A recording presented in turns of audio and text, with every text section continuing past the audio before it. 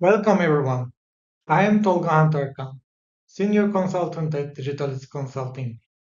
In this session, I will be presenting you how we optimize AGV investments in an electronics manufacturer in Turkey with simulation modeling. We have saved more than $1.5 million of overinvestment and provided a continuous decision support system for our customer in this project. Before starting, I would like to thank all the Simeo team for hosting this great event and my manager, Tolga Yanashik, for making this presentation possible. In this session, I will start with an introduction to our company, Dijitalis, and myself. Next, I will be presenting the details about our project, such as the initial design, improvements, experiments, the results analysis, and so on. Dijitalis Consulting was established in 2006 in Istanbul by Tolga Yanaşık.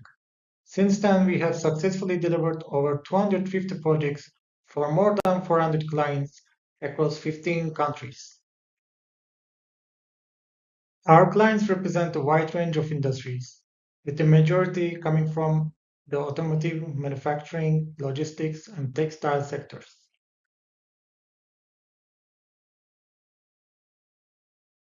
Most of our clients approach us when they are redesigning their facilities or undertaking major investment and improvement projects. For these facility layout projects, we build mathematical models to analyze material flow and identify inefficiencies. We then test various layout improvements and design alternatives. Our proposed facility layouts are not only delivered through AutoCAD drawings and Excel-based calculations, but they are supported by discrete event simulation models that offer realistic performance insights along with 3D and virtual reality visualizations. Additionally, we provide ongoing support during the implementation phase to ensure a smooth transition to the new facility design. Our services go beyond facility design and internal logistics. We also analyze and optimize large-scale, complex supply chain systems, integrating them with sales and operations planning processes. We deliver advanced production scheduling and planning solutions to enhance production capacity and improve customer service levels. In addition, we optimize inventory control strategies using simulation models, helping our clients avoid stockouts while minimizing their inventory levels. So, about me, as I said, I'm Tolgan Tarkan, a senior consultant in Digitalis. So, I'm a simulation expert, a business analyst, and data analyst. I have completed my bachelor's degree in Yeditepe University in Turkey and completed my master's degree in Jönköping University in Sweden. I have more than 12 years of experience in simulation modeling in a wide range of industries, including production systems, supply chains, energy systems, restaurant operations, and much more. So, about our case study. Our case study is about a TV manufacturing company which currently has 15 assembly lines and an aging AGV fleet of 132 vehicles, supplying from 6 AGV parking locations to 169 points on assembly lines. There are thousands of different SKUs and 27 material groups transported to the assembly lines. The production facility is quite large. We are talking about an area of 34,000 square meters, covering the assembly lines and the AG. The TV manufacturing company is initiating big investment projects. They are renewing their production facility with huge investments on automated warehouses, new paint shop, increased production capacity on assembly lines, and of course, a new AGV fleet. Even though it is not a real greenfield project, they call it greenfield due to the size of the investment. Our main focus is, of course, on the AGV fleet. The current AGV fleet is outdated. They often get stuck in the path network and cannot supply material on time, causing delays in the production schedule. Our client wants to know how many AGVs they need to order without overspending and without causing deadlock or stockouts. As you know, AGV companies aim to sell as many AGVs as possible, and their clients never know if these numbers are correct. Small AGV manufacturers also don't do detailed analysis on record number of AGVs since they need to develop complex models to prove the numbers to their clients, and they don't have resources to do so. On the other hand, manufacturing companies usually decide on their investment based on their experience, such as previously we were using this many AGVs, so in the new facility we shall order around the same number. Their decisions are mostly based on rough estimates. Deciding on the optimal number of AGVs is not an easy task, as it depends on many criteria, such as AGV specs, production schedule, supply process, bill of materials, part network, and etc. Question our customer had was not a single question of how many AGVs I need. They had many more questions related to AGV supply network, such as is the production schedule feasible? Will there be any stockouts? When should I have the changeovers? What should be how should be the supply process? When do I need to start supply of the new order? How many AGV loading stations do I need? Will there be any deadlock on the plant network? Which areas will be highly congested and which areas will have the highest traffic flow? So before starting simulation modeling, we took these following steps. First, we have collected data about the facility layout and product data, such as the bill of materials, the warehouse locations, routings of materials, AGV parking stations, and then we analyze all this data and verify it with our customers.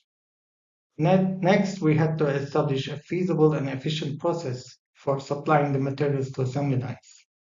Should it be a push system? Should it be a pull system? Maybe a milk run or a mix of these processes.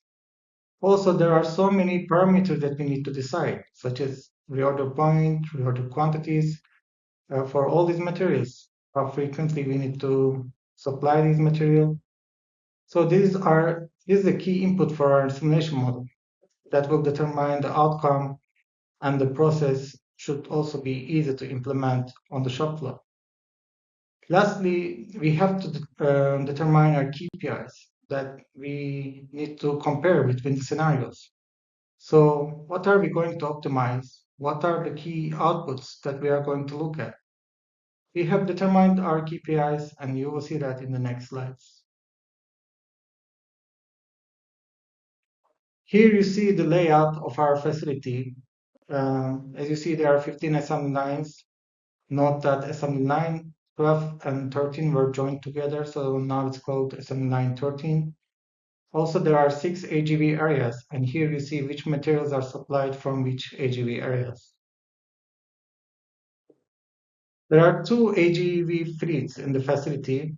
AGV2 fleet supplies all the styrofoams and cardboards which are used at the end of the assembly line. AGV1 fleet supplies all other materials which are usually supplied on the rest of the assembly line. The parking locations of AGV1 fleet is on the upper side, whereas AGV2 fleet parks on the bottom side of the layout. We have determined our KPIs in line with our goal. The primary KPI is, of course, the production delay. The target value of this KPI, as you may guess, is 0. We should not have any delays occurring due to late delivery of materials. The second output we will look at is the path congestions. We will use heat maps to demonstrate where the AGVs are waiting longest in the path network and which areas has the highest traffic flow. Other KPIs that we are going to use are AGV utilizations and the time to pick up a full pallet. We will not only look at the average utilizations. We will inspect how the utilizations change throughout the simulation run.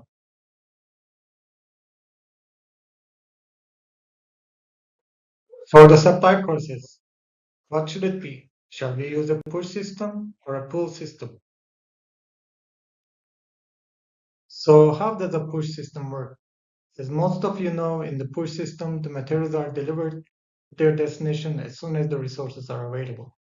Whereas in the pull system, there is a material replenishment algorithm which is triggered when the level of stock goes below a certain reorder point and order quantity is calculated based on some parameters. Pull system is usually associated with low inventory, whereas the push system is usually associated with high levels of stock.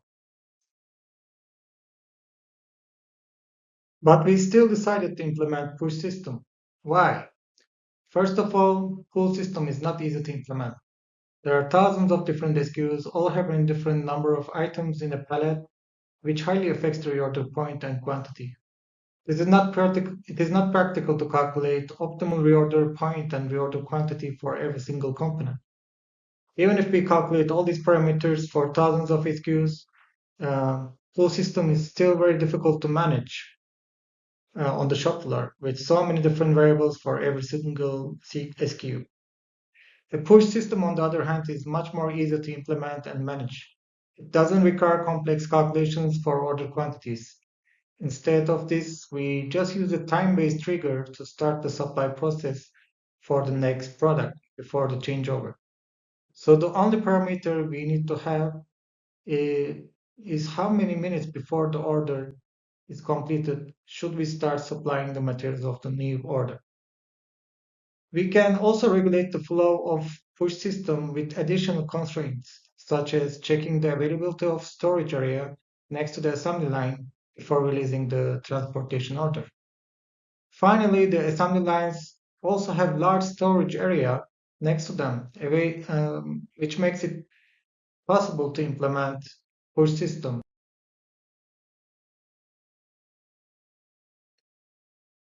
Here you can see the process that we have designed to release transportation orders for the next product. We use several data sources for this process. First, production plan, which changes daily. Second, pallet data, which is more static. And then bill of materials, routings, tag times for each product on assembly line. By using the remaining quantity of the current order and the production tag time, we calculate how many minutes are remaining until the changeover. This allows us to trigger material supply for the new product X minutes before the changeover. In this push system, we only need to calculate one variable. How many minutes before changeover should we start supplying materials for the new order? Once this trigger is activated, AGVs pick up the materials required for the new product based on routing data. These materials are delivered to their appropriate destination. And after the delivery, the AGVs check if there is an empty pallet next to the assembly line. If there is an empty pallet, it will also pick it up and drop it off at the unloading station in the AGV area. After defining our KPIs, designing our supply process, validating the input data with customer, we are now ready to begin the simulation modeling phase. For our model creation, we first built a data-oriented baseline model for the AGV supply network. We have integrated the push system that we have designed, the facility layout, and data provided by the customer into the simulation model. Once the model is developed, we verified it together with the customer to ensure it behaves as expected. This includes checking the model logic, inputs, and results for consistency and accuracy. We then analyze the simulation results to identify inefficiencies, bottlenecks, deadlocks, or stockouts. Based on these findings, we provided several improvement suggestions for the identified problems. After incorporating the improvements into the baseline model, we run a series of experiments to determine the optimal number of AGVs. The goal is to minimize the investment costs while maintaining the feasibility of the production plan. Note that for the production plan input, instead of using a historical data, we requested a hypothetical high demand schedule that the customer aims to support with their new AGV fleet. Even though the model was very large, it wasn't difficult to model with Simio, and it was also very easy to use for our customer. Thanks to object-oriented structure of Simio, we were able to define custom library objects and make changes on these object definitions when necessary, instead of editing every single instance of the object in the model. We also made extensive use of the Simio data tables. We integrated production plan, routings, product groups, and all data through the relational database inside Simio. We have created 192 supply destination objects automatically on their correct coordinates by just importing data from Excel in 1 second. We also use data tables for assigning attributes, calculations, and KPI dashboards. The material element in Simio also allowed us to define bill of materials for every single product quickly. This element enabled fast running of model by avoiding creation of a different entity for every single SKU. Here you can see the data tables that we have created in Simio. And the first table, you will see the production line definitions. As shown, we have 15 production lines, each with its assigned work schedule. The X and Z columns represent the coordinates used to position the lines within the facility window. Note, these production line objects are abstracted and do not represent every individual assembly operation on the shop floor.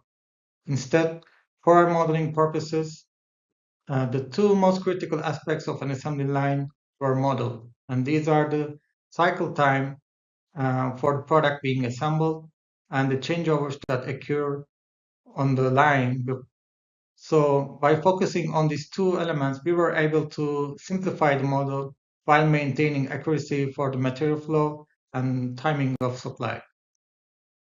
Here you see our production plan table, where all the production orders and their lot size, their takt time, and sequence on the production line can be modified quickly and imported from Excel as well. Here you see the list of AGV parking areas along with their coordinates, which was obtained from AutoCAD.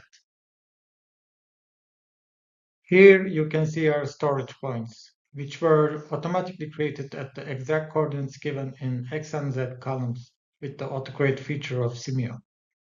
These coordinates were also obtained from AutoCAD data, so we were able to create a significant part of the model automatically matching the AutoCAD data in just a few seconds. This is the routings table. It shows which material groups goes to which destination on which assembly line. There are 435 different routings in total. This table shows which material groups are supplied from which AGV areas. In these data tables, we have defined all the materials and the material groups. There are 387 different SKUs in just 1 day's production schedule. In this table, we have defined the bill of material for every product and also match the material group with it. So the parts can find their routes using these tables. We make use of material element in Simio to make these definitions. So we don't have to create thousands of speaker entities for a single pallet.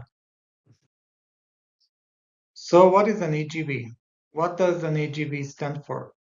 AGV is the short of automated guided vehicles. They are simply driving robots that transport materials within the fixed path in a facility. They need some infrastructure such as magnetic tapes, wires, or other guided systems installed on the factory floor. A single AGV costs around $30,000 to $100,000, with an average being $50,000. So here you can see how the simulation model of the AGV system works.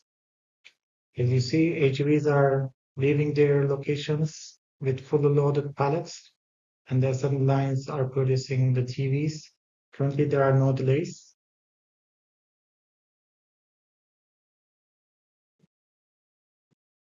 Here is an AGV working position.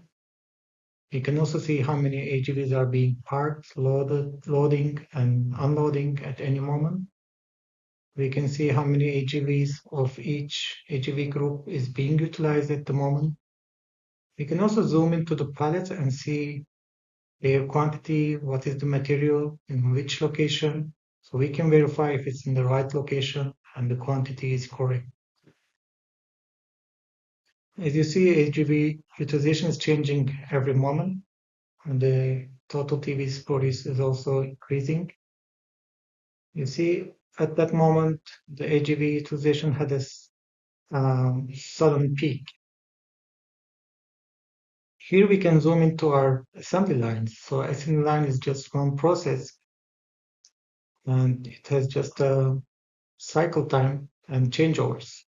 So we also have the parameter of changeover trigger. So how many minutes before the changeover I have to trigger the release of the new order.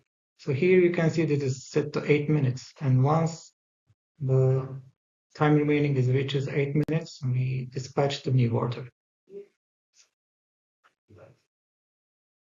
With the use of the simulation model, we have also identified some deadlocks and design failures. Here we can see an example of this.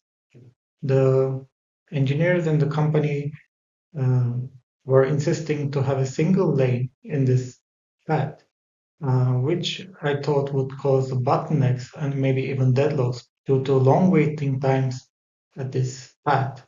So, but the engineers were saying, oh, this should be a single lane because everybody see this part and they don't want to see a lot of traffic in this part. So even though there's a lot of space, they still want to use a single lane. But let's see what happens if we use a single lane that is bidirectional. So you see the AGVs have to queue up in order to not stuck to each other.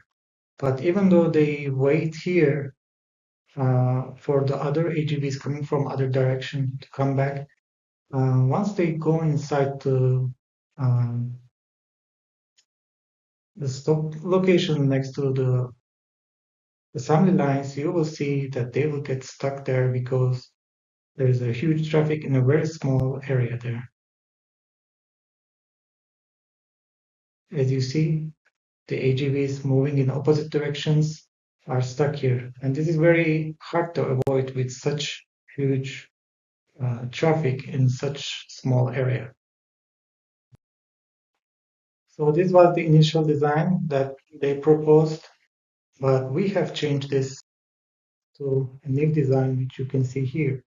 So as I suggested to them, this should be like single directional, but two paths in opposite direction. So the edges will not stuck to each other in such a path. As long as they have their own track in one direction, just like a train, they will never have to wait for each other.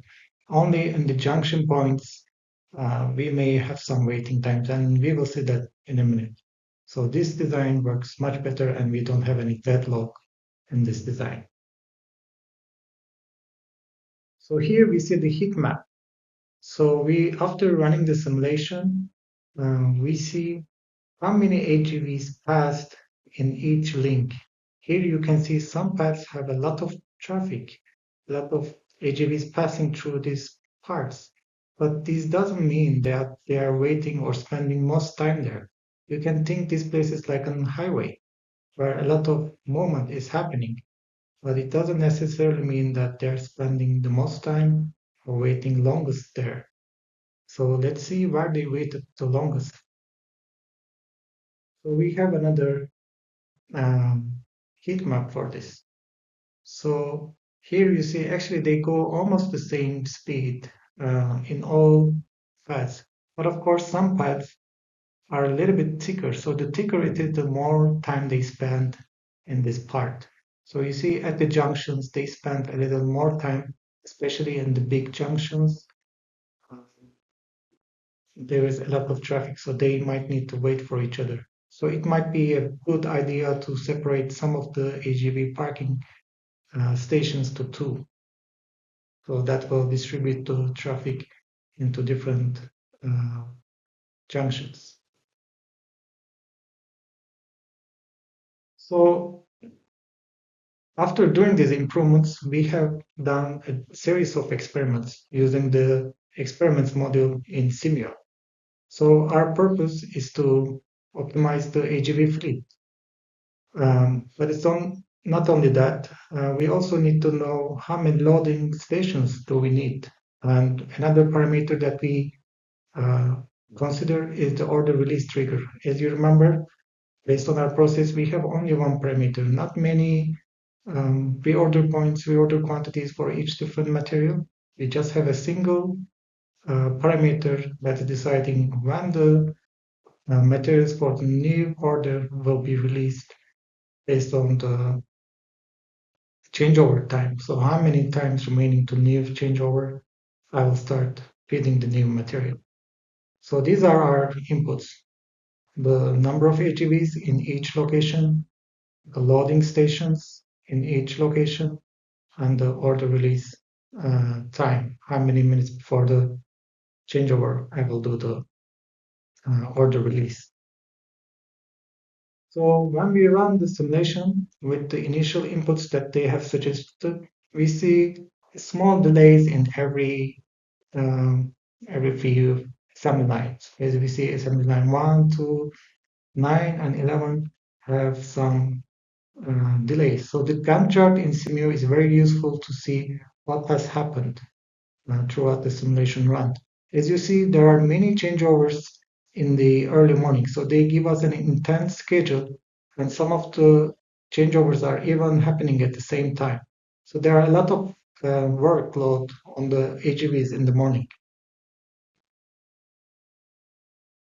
So you see, we can see here why the assembly line was delayed. So there are many actually components that were late, and this caused the assembly line to stop for a while. And we can see that how long it was stopped. It says 2 minutes and 36 seconds. And one of the materials that it waited longest was the artwork. But we can hover on every single product and see what was the cause of this delay.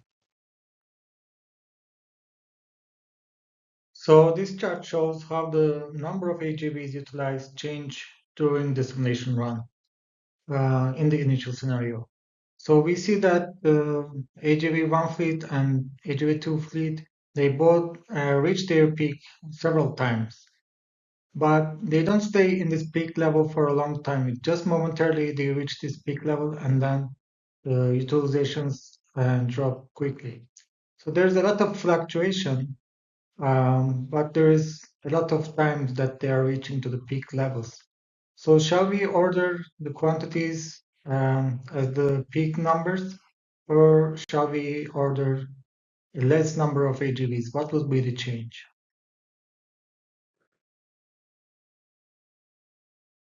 Here you see the results of the main KPI for our experiments. So the main KPI is the total delay.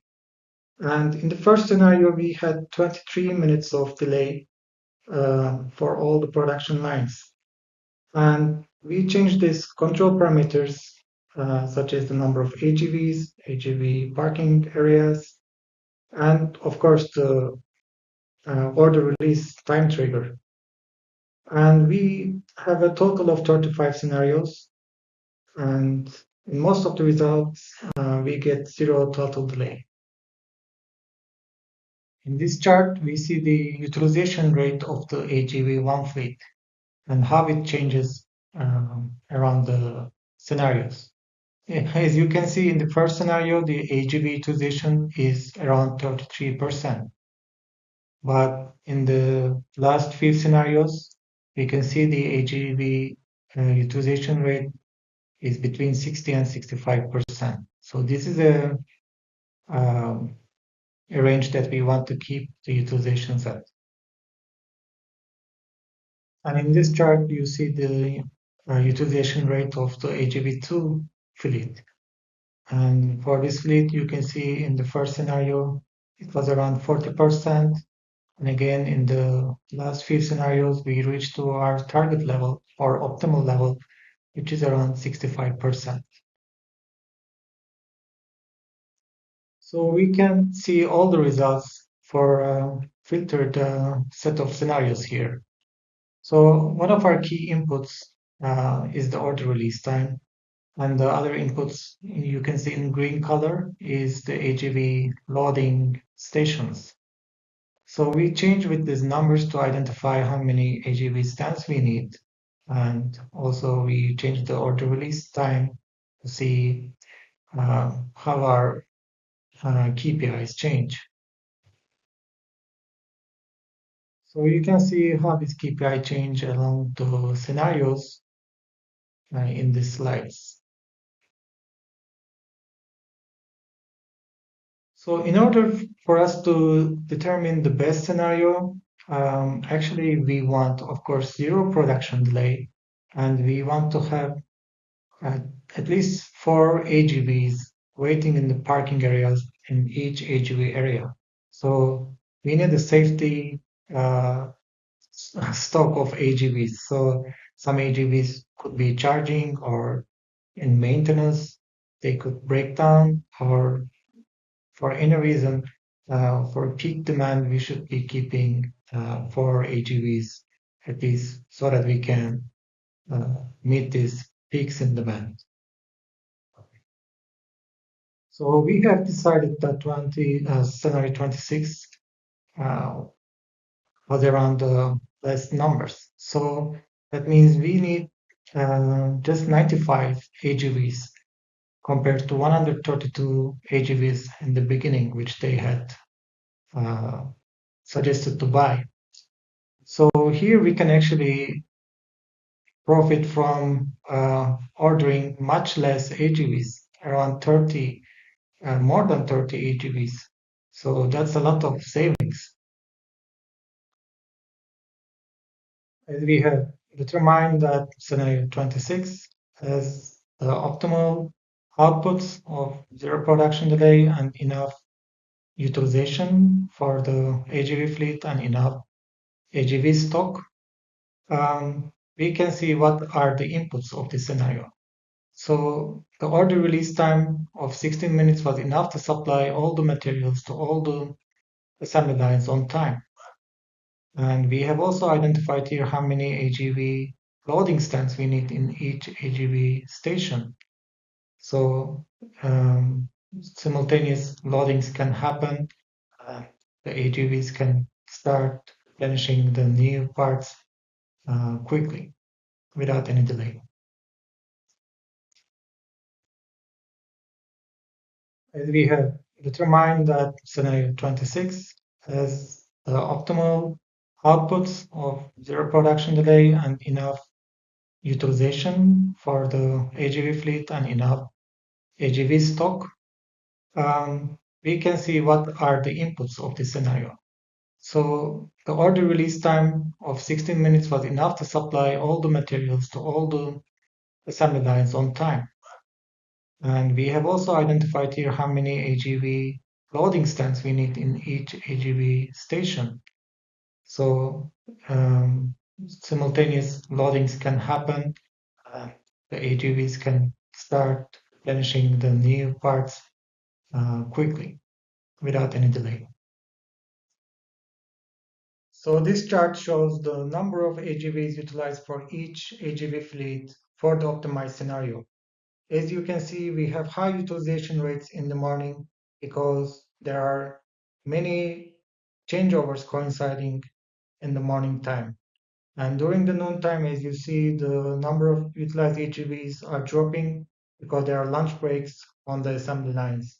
And in the afternoon, we again see a peak on the number of AGVs utilized. That is because there is changeovers again for the big batch productions in these times. So you see there are peaks and lows for the number of AGVs utilized, but in the end, we did not cause any delays on the production line due to late deliveries. And in this scenario, we reached 66% of uh, average utilization for each AGV fleet. So this is kind of an optimal level that we want to have for any resource that won't be any bottleneck.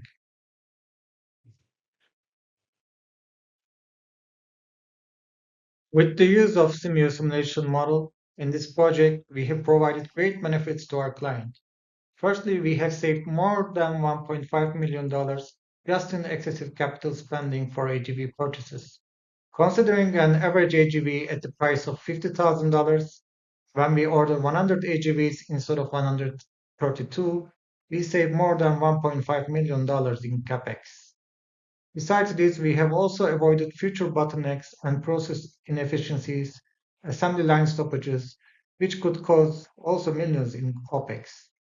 Most importantly, we have proved feasibility of the production schedule with the given set of inputs such as AGV specs, path network, and supply process.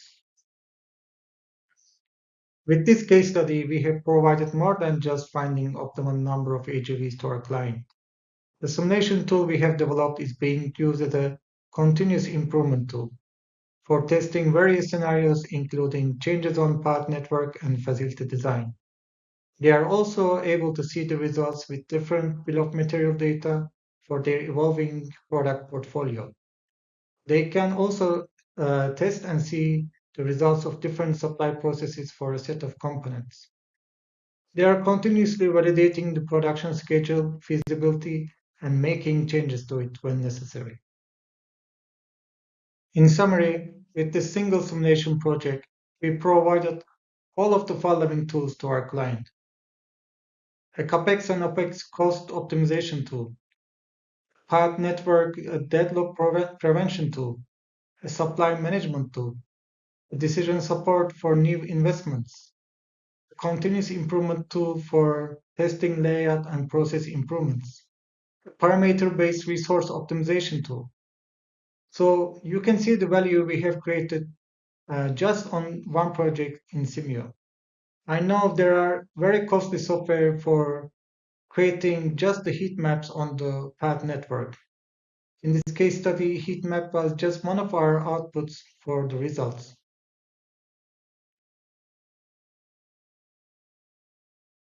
Thank you for listening to us. You can contact us on the information you see on the screen. Now we are ready to get your questions. Hello, Togahan. Toga, how are you guys? I'm fine. Hi, very glad to be here. Very good. Good stuff today. I enjoyed your presentation. We've had quite a few people reaching out with AMR related questions, and yeah, always exciting to see what other people are up to. I took a couple notes here while I was watching, but I thought I really liked at the end how you brought this together of this one tool could solve a lot of problems. And I think I heard in there too, it's continuing to they're using that in an ongoing basis to not only solve the first problem, but then they keep finding new uses and purposes and daily scheduling. Is that correct? Exactly. Yeah. Awesome. All right, we'll get some questions for you here. Let's see. All right, first question that came up. I think you guys ended here, but how did you create that heat map visual in Simio? Yes, very good question. Actually, there is a Simbit about this in Simio, and I learned this from there. So you can actually change the width of a link. Could be a path or conveyor or anything, doesn't matter, as long as it's a link on your network. You can just write the code with a search function and then change the width of this path so that it will show on the map. I mean, it will update on the on the facility layout according to your input. Very cool. Always a good Simbit. I like that. All right, let's see the next question. Do you see more demand from customers looking for AGV simulations? What provides the most values and insights for them? I think Tolga can answer this better. Yes, actually, yes, we are seeing more and more demand for AGV simulations. But let's say not only AGVs. I mean, now the automation in intralogistics is a high trend. So it could be AGVs, it could be automatic storage and retrieval systems, it could be robotics and conveyors, so it could be anything. So we always tell our customers, first simulate, then automate.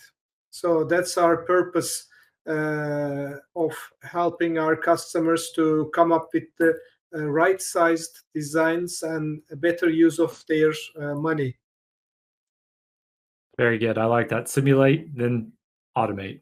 Good words. Right. All right, next question. How do you measure traffic and help the customer understand when designs reduce traffic?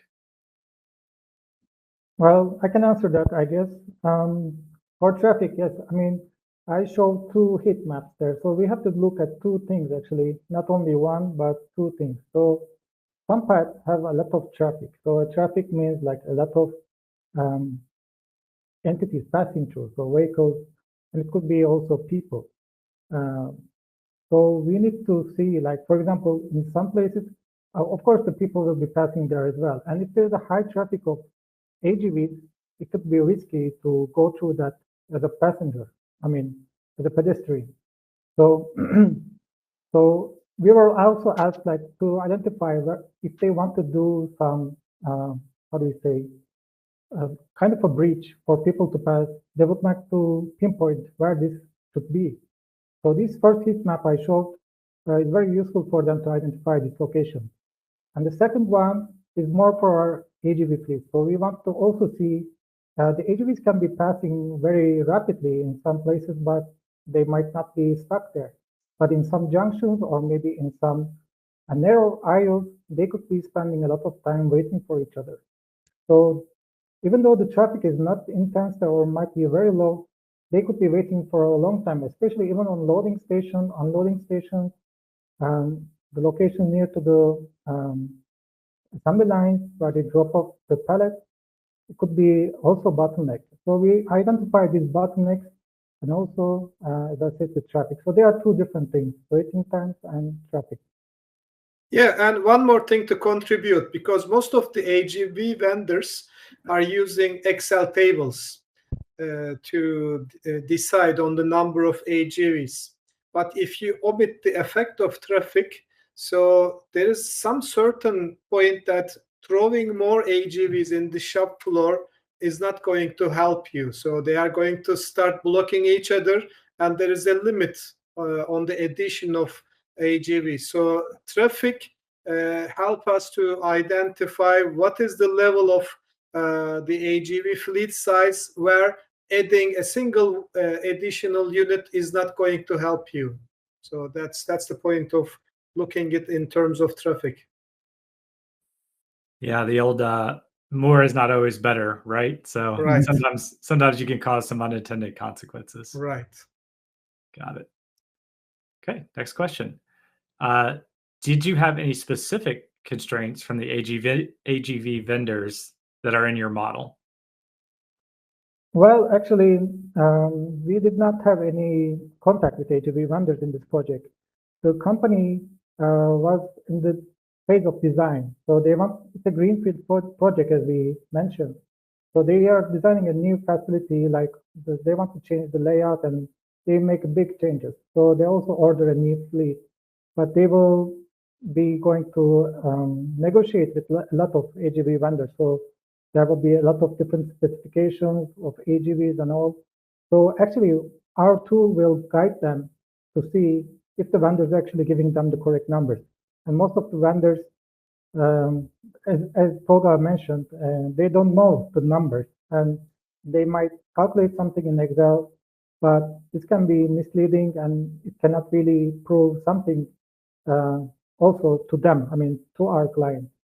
So with this tool, we actually help them see the actual number. So the AGV companies cannot sell them as much as they want. They will know how much they need from each vendor. So each vendor has different specifications for loading time, for speed and all. But our clients will know if these numbers are true. So yeah, probably it's we recommend to divide this analysis into 2 sections. One is the mathematical feasibility, and then on the second phase is the operational feasibility. So in the mathematical feasibility, we are really trying to understand if it's really the AGVs are the way to go, or is the AGVs should be used in every material flow. So this simulation project in focus was for the conceptual design and to have a mathematical feasibility of the selection of the AGV technology and the fleet size. After that, of course, during the negotiations with different vendors, then we would add additional parameters such as the battery size, the charging speeds, and so other details, and then to fine tune the fleet size or the number of charging stations. But it would be a second stage once you decide if AGV is your cure. Interesting. Good answers. Thank you. Okay. Did the customer provide alternative paths for the AGVs or site layouts? How would you go about testing that with a data-driven?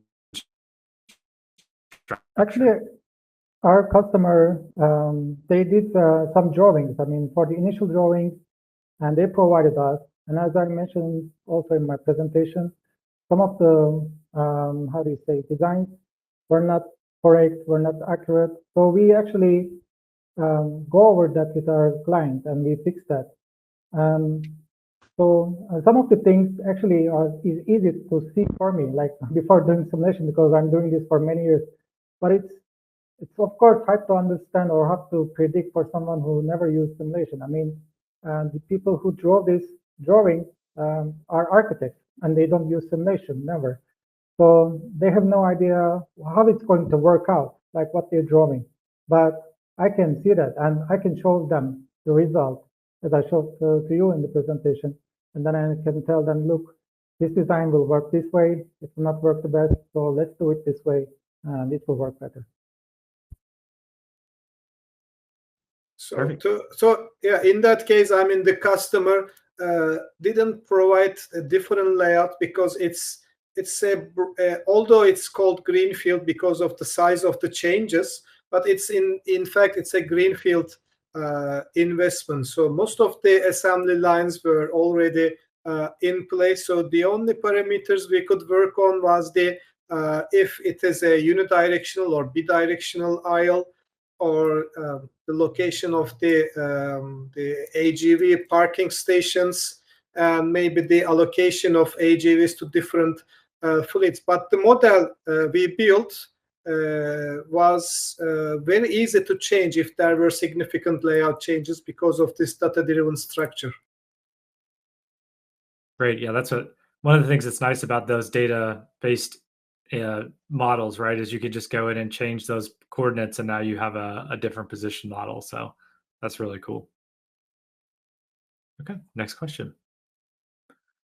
How did you decide whether to use push or pull system for your model? Does it have to align with the plant's operational processes? Well, I can answer that, Tolga. It really depends on the, let's say, data maturity of the customer, because the pull system has its merits, because then you can really work on different daily production plan scenarios.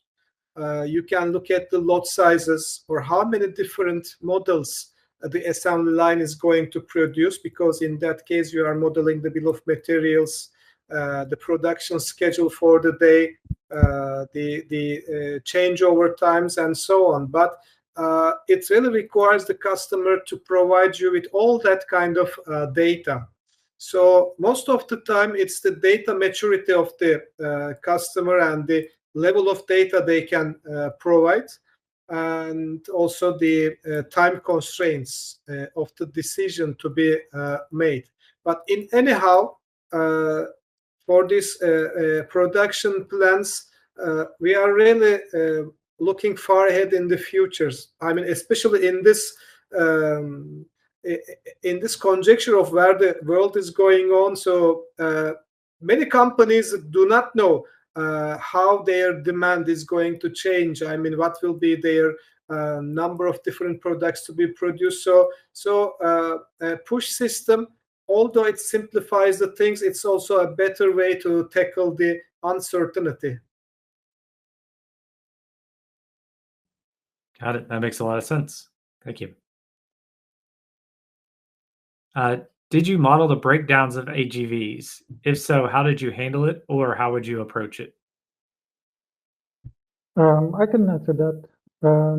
For breakdowns, actually, we did not model because the current AGVs, I mean, we're having problems, but we don't know actually the breakdowns of the new AGV system. Like, we don't have any information on that.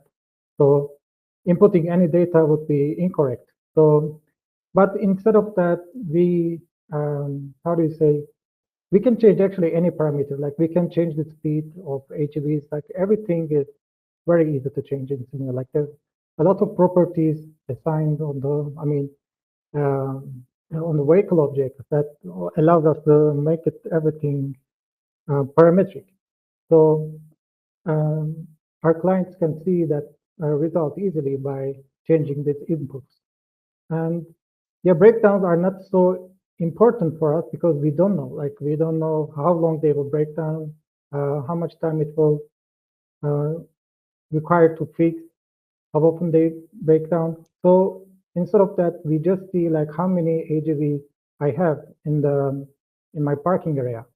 So that gives us a good actually picture of what will happen if we have a breakdown. So how will I manage that? Am I still gonna have a how do you say, backlog of orders? I mean, is my production gonna stop or not? So actually, you can also change the number of AGVs by decreasing them by 1 or 2 and see what would happen if I had one less AGV in that fleet. So that's actually acting like a breakdown already. So one of your AGVs was broken down for the whole simulation run. That's the same thing of some AGV. Yes. Yeah, the thing is that the AGVs at the customers as a PLC embedded in the vehicle, but so the PLC was recording the breakdowns and stoppages, but the problem is that they were not uploaded into a central database and they were erased the day after. So the thing is that so we had the option to model the breakdowns, but we had to rule that out because there is no data we can access to. So the thing we did was to have our eyes on the utilizations, because then if it's a reliable system, then you can maybe target a 85% utilization before adding a new AGV. But in that case, we had this consensus with the customer that we have the utilization like 65% before adding a new AGV. So by having a cap on the utilization, we try to take into effect the breakdown and stoppage effect. Yeah, and I think that's interesting for me on that question is thinking about the design side versus the operate side here, right? So on that design side, you can set that threshold and say you want to have 75% that allows for breakdowns versus maybe on the operational side, if you were ever able to get that data, you could start to then model out and understand the improvements in those breakdowns, exactly. Right? What's a 10% improvement and what does that get you? Yeah, I think it's very important to have this differentiation between the feasibility analysis. I mean, it's one is the conceptual, the other one is the operational. So in most of the simulation projects, these are mixed, and sometimes they are going for more than necessary level of detail. So I think that's the reality. I mean, simulation is a science, but the art part of simulation is in this. Yep, I agree with you completely. Getting to the right question is half the battle sometimes. Right. All right. I think we have one more question here in the queue. All right. How does your simulation model account for future scalability? Could today's AGV investment decisions turn into overinvestment as demand patterns and product variety evolve? I think you can answer this better, Tolga. Yeah, it's a very good question. So these are among our scenarios to test different demand projections in the next 5 years. So so we ran some scenarios and then gave our customers different fleet sizes according to different years. But The problem is that, of course, now in the world we have lots of things going on, so no one is able to give you a 5 years of projection. So that's something outside of simulation, but it's affecting your simulation. So in that case, we run different demand forecasts on our model and gave the customer a playbook saying that if these product families and these product families demand increase by 10%, then you need to increase your AGVs 1 or 2, or if these increase by increments of 5%, maybe you don't need to add AGV. So we provided our customers a playbook, and then year after they can look at the more, let's say, firm orders or a better forecast, and then decide on their additional investments. Very good. I like that idea too. Sometimes the deliverable itself is a step beyond the simulation, right? So giving that business user, the person who's making the decisions, that blueprint, or I almost imagine like a decision tree, right? Because that's really, at the end of the day, the questions being asked is when and how much should I purchase? And you're going to give them the best information that's available to make those decisions. But there's, to your point, always going to be risk there, but it's the confidence that they've made the best decision they could. Exactly. Good. Well, great. I appreciate you guys joining today. An excellent presentation. So again, thank you for your time, and talk soon.